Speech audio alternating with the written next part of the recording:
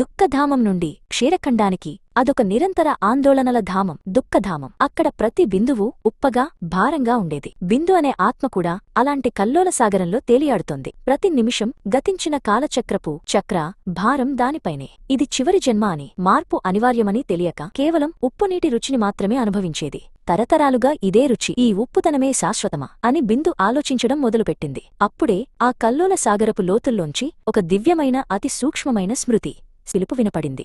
నువ్వు ఉప్పునీరు కాదు, నీ అసలు స్వరూపం స్వచ్ఛమైనది. ఆ స్మృతి సర్వోన్నత తండ్రి, సుప్రీం ఫాదర్ యొక్క జ్ఞాపకం. ఒకసారి ఆ పవిత్రమైన మూలాన్ని గుర్తుచేసుకో. ఈ చివరి జన్మలో నీవు కోరుకోవాల్సింది కేవలం పవిత్రత్వ మాత్రమే అని ఆ పిలుపు గట్టిగా వినిపించింది.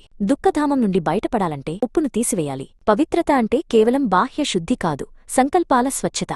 ప్రతి ఆలోచన, మాట, కర్మలలో పవిత్రతను నిలుపుకోవాలి.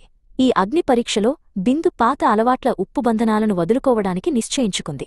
ఇది కష్టమైన పని, కాని స్మృతి బలం ఆమెకు తోడుగా ఉంది. స్మృతి బలపడడంతో బిందు తనని తాను ఆ మహాప్రేమసాగరంలో, ఓషన్ ఆఫ్ లవ్, ఒక భాగమని గుర్తించింది.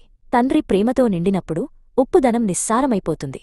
ఆమె ఉప్పని రుచిని కోల్పోవడం మొదలుపెట్టి మధురమైన ద్రవంగా మారుతోంది. ఇది కేవలం స్వీకరించడం కాదు, దాని మూలాన్ని అర్థం చేసుకోవడం. ఈ అంతిమ స్థితి కేవలం ముక్తిని పొందడం కాదు. బిందు తెలుసుకుంది, తాను కేవలం ప్రేమను స్వీకరించే పాత్ర కాదు, తాను స్వయంగా మాస్టర్ ప్రేమసాగరుడు, మాస్టర్ ఓషన్ ఆఫ్ లవ్ కావాలి. ప్రేమను ఇవ్వడం ద్వారానే సంపూర్ణ పవిత్రత సిద్ధిస్తుంది. ప్రతి ఆత్మ పట్ల నిస్వార్థ ప్రేమను పంచడమే ఆమె లక్ష్యం. ఇప్పుడు బిందు యొక్క స్వరూపం పూర్తిగా మారింది. ఉప్పునీరు పోయి అది క్షీరఖండం మారింది. అంటే పాలు మరియు చక్కెరతో కూడిన మధురమైన సమతుల్యత కలిగిన ద్రవం. పవిత్రత మరియు ప్రేమ కలయికతో ఏర్పడిన శాశ్వత సామరస్యమది. ఈ క్షీరఖండ స్థితియే శివాలయ స్వర్గం యొక్క ముందరి రూపం. దుఃఖధామం యొక్క భ్రమ తొలగిపోయింది. ఇక్కడ భయం లేదు, చింతలేదు, కేవలం నిశ్చలమైన నిరంతర ఆనందం మాత్రమే.